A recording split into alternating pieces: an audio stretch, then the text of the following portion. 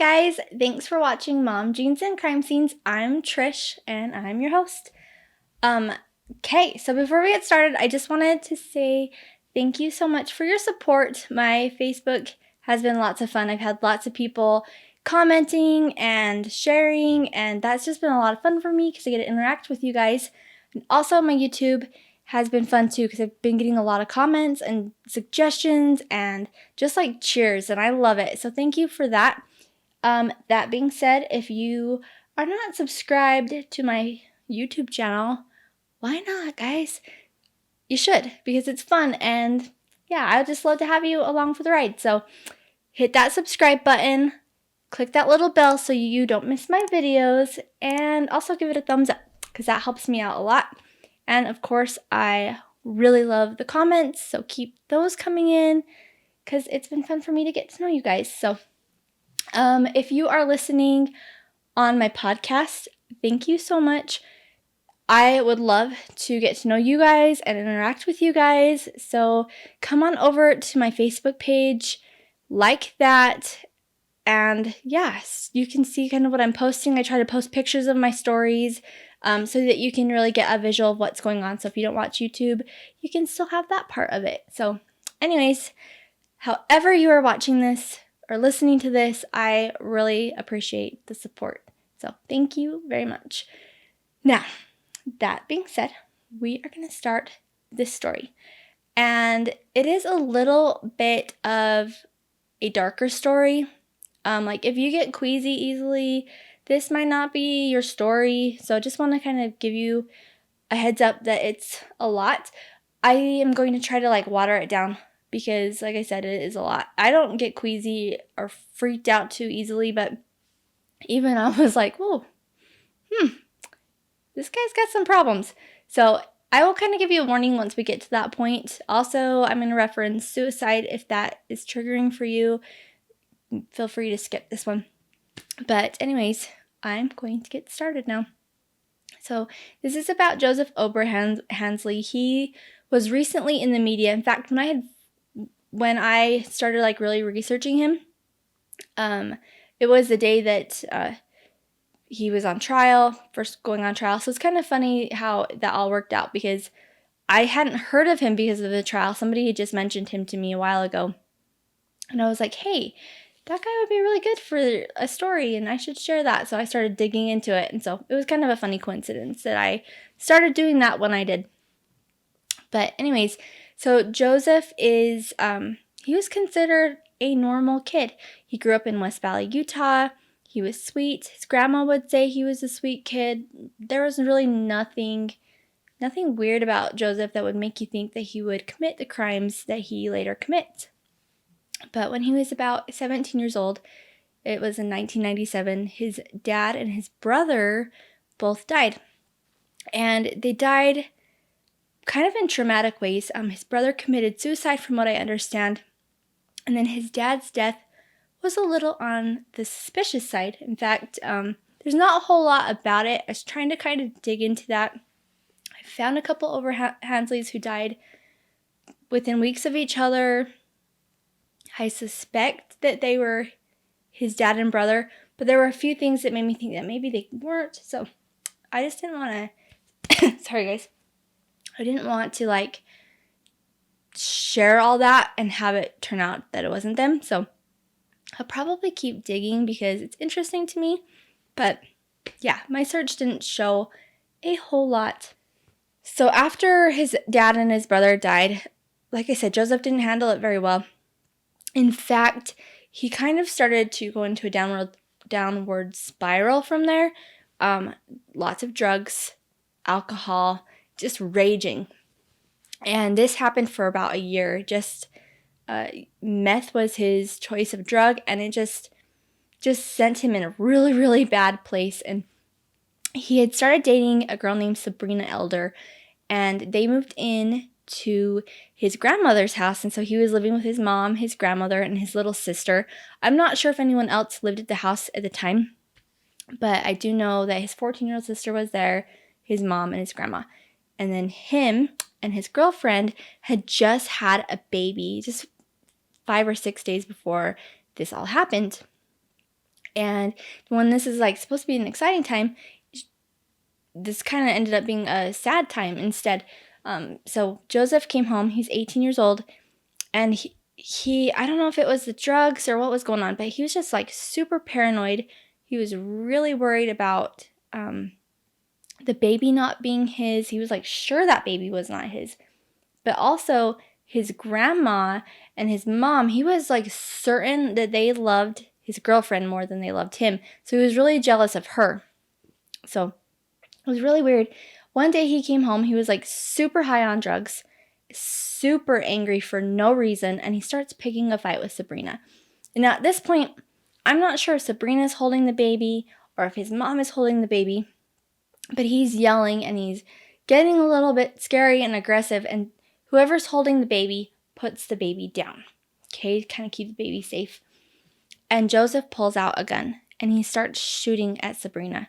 And he shoots her several times. And during all this, his mother throws herself over Sabrina to protect her. And so because of that, she was obviously shot as well. And his little sister, 14-year-old girl, like, this is brave to me, you guys. She grabs that baby. She takes off with that baby. And he turns and he shoots at her. And luckily, he missed her and the baby. They got away safe. And that was really good. But after he shot his mom was okay. She was hurt, but she was okay. But his girlfriend did pass away. So he took the gun and he turned it on himself, and he ended up shooting himself in the head. At this point, you would think, that would be the end, but he actually manages to live. In fact, he survives in the hospital in a coma for 3 weeks, and then all of a sudden he's okay. And he is, as soon as he's healthy enough, he's arrested. So as soon as they arrest him, they charge him. At first, they want to charge him with first-degree felonies because, he just like viciously murdered his girlfriend. And like, it was completely unprovoked. There was absolutely no reason. But because of the meth, because of how high he was, because of his, like, the trauma that he had experienced the year before, and the fact that his family, like the people who were there, they were not willing to really cooperate with police on what had happened. So the investigators and prosecutors were like, we're probably going to have a really hard time sticking a first-degree felony on this guy. So instead, they shoot for 2 second-degree felonies. One was manslaughter because he murdered his girlfriend, and then the other one was attempted murder because he tried to kill his mom. So they are successful in trying him with that, which I think is really sad because he really should have gotten like a life sentence if it were, that's just my emotions, I guess. I felt like it should be a life sentence. But instead, he gets sentenced 15 years in Utah prison. So, yeah, that should be the end of Joseph's story completely, I think, there. But it's not. Instead, Joseph, he, because of good behavior, because of this brain injury he has, that they are like, oh, this bullet that's lodged in his brain, it gave him a lobotomy, like a lobectomy, I don't know what it's called. But they're like, this should actually make him a calmer, kinder person. And he's like, yeah, I feel so much calmer and just found my zen. And he's, convinced the defense that, he's better. He's, showing that he's a good citizen, I guess. Whatever. And even a doctor is like, oh yeah, that might actually change his personality and he might really be calmer now. So all of this stuff, they're like, well, let's let him out of prison a little bit early. So they put him on parole and they let him go. But not only do they let him leave on parole, they actually allow him to move to Indiana with his mom. Because at this point, his mom moved to Indiana and she's been like cheering him on, and she's completely forgiven him for almost killing her and viciously killing the mother of her grandbaby, who, by the way, that baby is living with his aunt and uncle who love this baby and are taking good care of him. So that's where that baby is. And mom is like cheering him on and like, oh yeah, he's a changed man and everything's great. So he is allowed to go to Indiana on parole there. Now, before I get too far, I do want to kind of rewind because there's a few things about him going to prison that really didn't sit very well with me, and I don't think it sat well with many people. They're talking about how calm he is and blah, blah, blah, but he goes in and he gets a tattoo of Sabrina on his body, like of her face or whatever, kind of like to keep her with him. That's strange to me. You just like murdered this girl and then you tattooed her onto your body. But that's not even like the worst of it. Like, this is awful. He puts murderous deeds tattooed across his back. Murderous deeds, you guys. Like, what? That's freaking like sick to me. I don't know. It's just weird. I have a dandelion tattoo on me and I'm like, that's pretty rebellious. And then this guy goes and like does murderous deeds. I just think this guy's just completely evil. That, I don't know. That to me just, it says I'm not sorrowful for what I've done. Like, nothing about that tattoo makes me think that, that he's gonna change. I don't know why you would want that tattooed on you, but for whatever reason, he went and had this tattoo. So that didn't really sit too well with me. But anyways, he is let off on parole and he flies to Indiana.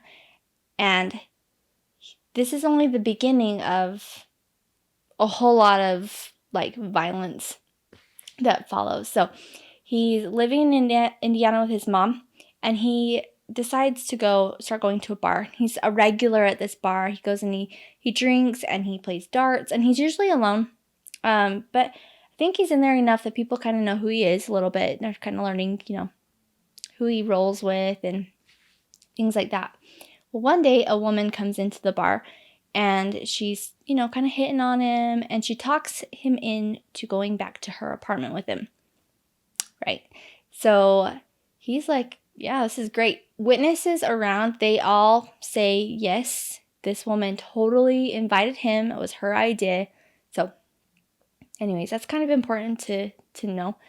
But they go to this apartment, and he's like, yeah, I'm gonna like, I'm gonna get some. Like, he's pretty excited about what's gonna happen for that night, and doesn't quite work out the way he thinks. In fact, she is living above another bar, and the bar hears a fight going on in this apartment, and so they call the police, and they're like, something's going on up there. So the police go and they respond, and she answers the door, and she's like freaking out. He's gonna kill my boyfriend. He's gonna kill my boyfriend. And so they come in and they find Joseph completely naked on top of this guy, and he's like choking this dude.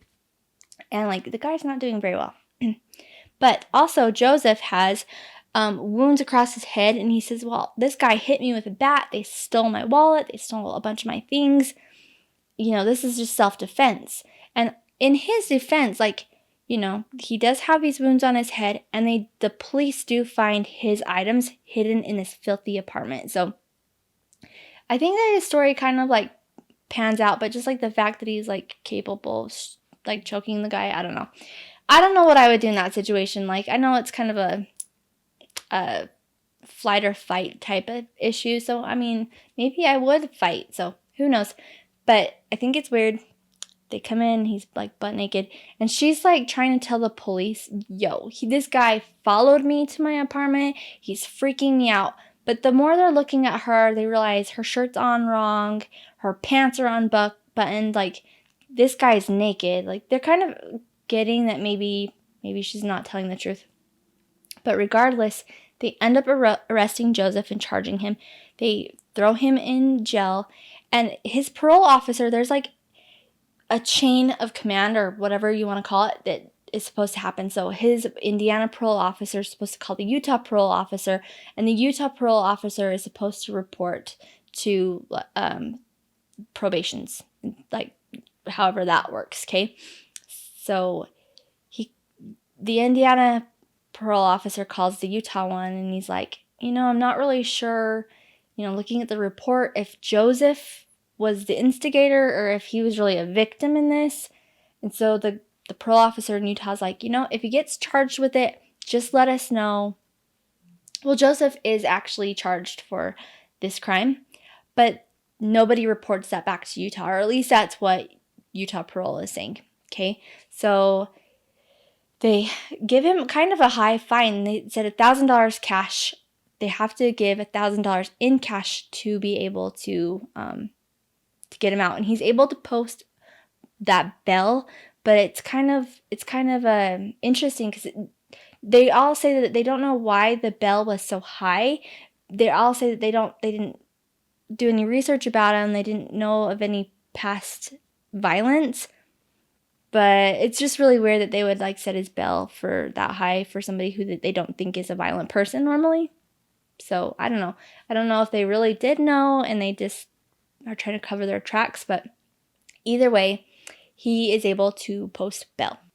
Once again, Joseph he just slips through the cracks. I feel like he slipped through the cracks the first time by only getting 15 years in prison. And now he's on parole. He's commits something that's violent, and he slips through the cracks again. And I want you to think about this because I feel like there's a huge disconnect, and it makes me wonder if they had kind of caught on, if everything was done properly and he would have ended up coming back to Utah to serve his time in prison, if you think it would change anything. So I'm going to kind of tell you what happens next, but I want to hear what your thoughts are on this, because I wonder if he would have changed anything. I think that there would have been a little differences in the outcome, but I don't know. I don't know that, it's a big deal that these steps weren't taken to get him back to Utah, back in prison. But at the same time, I'm not sure if it really does make a difference. But I'm going to tell you the story, and then we can kind of discuss it, because I'm curious to know what you think. But anyway, so in 2014, Joseph meets Tammy Jo Blanton, and they click pretty fast. In fact, they decide that they love each other. He tells Tammy Jo a little bit about his past. I don't think he really goes into detail. I don't think she knows really anything about the girlfriend being murdered or anything like that. But she does know that there's a violent past. He says that he's using drugs a lot. He blames being young. And he's a changed man. And that bullet in his head is proof that he is calmer and a better person because of things. So, because of that bullet. So, she believes him. And they start a relationship pretty quickly. And I believe she even gives him a key to her apartment. Things that happen fast. But he's kind of a jealous guy. She's not even allowed to have a Facebook that's hers. It has to be their Facebook. And he has to monitor what's being said. He's really controlling, and Tammy starts to kind of get depressed, and her friends notice that their outgoing friend isn't outgoing anymore. You can just tell that there's a difference, and they're worried about her. And Joseph just continues to get in trouble. He gets in trouble for driving on a suspended license, but they don't do anything about it. They don't arrest him, nothing. It's never reported to his parole officers or anything. And then again later on, he gets in trouble for having a deadly weapon and for just causing all kinds of chaos. I don't know the whole story with it, but I know that he has a deadly weapon. He gets put in jail, and he gets a pretty good high bail. It's $500, and it's really sad to me because Tammy Jo comes and she spends $500 to bail him out. And so I don't know. It's just really sad to me. So she bails him out. And at this point, her friends are like, Tammy, there's something up with this guy. We're really concerned. So they start to search him on Google. And of course, they find all these articles from Utah about him murdering his girlfriend. And they're truly concerned. So they tell her, they're like, Tammy, you got to see this. This guy is not who he says he is. And this freaks her out. It would freak any of us out, right? So she decides, okay, you guys are right. I need to call this off. And so she ends up breaking up with him. Now, he doesn't really handle breakups very well. He doesn't handle rejection very well. As we saw, like, he didn't love that his grandma and his mom may have liked his girlfriend too much. Like, that rejection of not being loved as much as his girlfriend was just too much for him to bear, even if it was something he made up in his mind. And now that he's being rejected by Tammy, like, he was raging. He just did not know how to control this. And this is kind of where the story gets a little bit scary and freaky. So that's not your thing. I'll see you in the next video. But if you decide to stick around, like, it's interesting to hear what happens. So stick around if you can. So Tammy is obviously really scared of Joseph. She's broken it off. He had a lot of power over her. Like, it's hard to get out of situations like that. I think that it's really hard to make that decision to get out of something bad. But she's able to do it. And she must have felt sick inside. Like, can you imagine finding out that your boyfriend, this guy that you may possibly want to spend the rest of your life with, murdered his girlfriend who had just had your baby? Like, that poor girl. But she was strong and she got out of the situation. And she changed her locks and everything. But on September 11th at 3 o'clock in the morning, Joseph, he's not going to have it anymore. And he tries to get into the house. And when he realizes she changed the locks, he's freaking mad. And he starts beating down this back door. And so she calls 911 and she's like, please help me. He's trying to break into my home. And the police respond pretty quickly. And they find Joseph outside the home. He's obviously distressed. He's obviously upset. And they're able to talk him kind of off the cliff. They're able to talk him into leaving. And they watch him leave the property. And they tell him, like, you cannot come back here. So he leaves. And they're like, okay, he's gone. That's all we can do for you at this point. Good night. And they leave Tammy, Joe. So he goes home to his mom at 3:30 in the morning, and she wakes up, and he is standing at her bed. Now, have you ever had, like, your kid, if you're a mom or a dad, your kid comes in the middle of the night, and they're, like, standing by your bed, and it's kind of freaky, that situation? Well, just imagine that, but it's your grown-ass adult son who has shot you before, and also he murdered his girlfriend violently in front of you. I don't know about you guys, but I probably would have peed my pants if I was her, because he's standing there and he is freaking mad. He is so upset. He's telling her, I'm angry at Tammy. She rejected me. She locked me out of the house. And he's, like, so angry. And then he leaves. Now, I don't know. I would have called the police, I think. I would have been like, yo, he's got a past of violence. He murdered his last girlfriend. He's really upset with this girlfriend. He tried to commit suicide before. I think you guys need to go check on him. But as far as I know, I haven't heard of any reports where she did call. I don't know, she just went back to bed or what happened. But he goes back to Tammy's apartment. And the next morning, Tammy doesn't make it to work.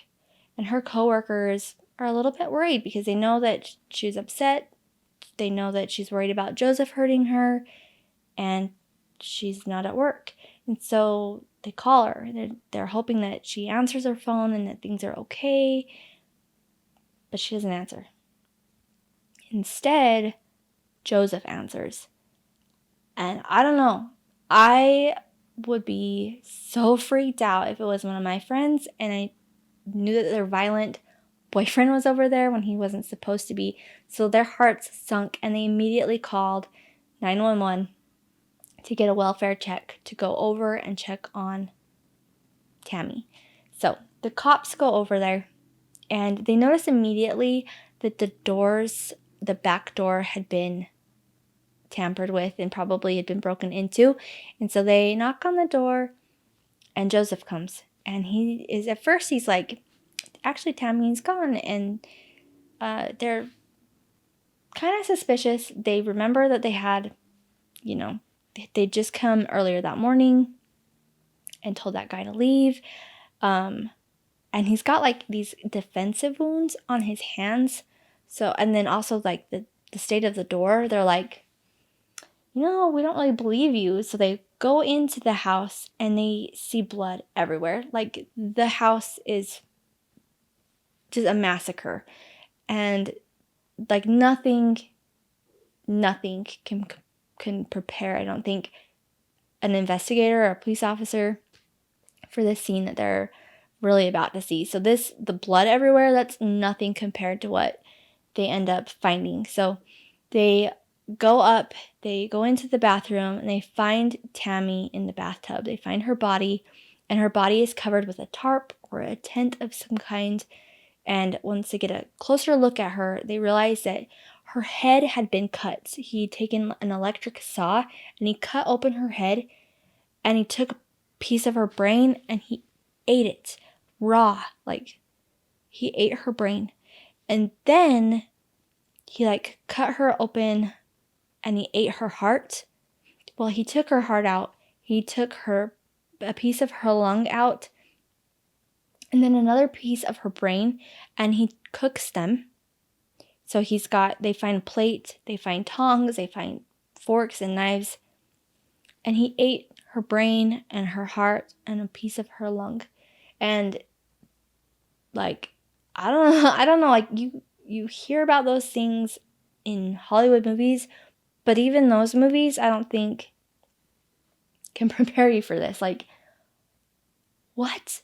So there's a lot of speculation on as to why somebody would do that. We'll kind of get to that in a second. I don't want to go too deep into it because I don't know a lot about it, but it would be kind of cool if we get somebody to come in and talk to us about the psychology of that someday. So maybe that's something we can think about. But they end up going and talking to Joseph, and they search him. They find this bloody knife on him, and they're like sure that he has done this.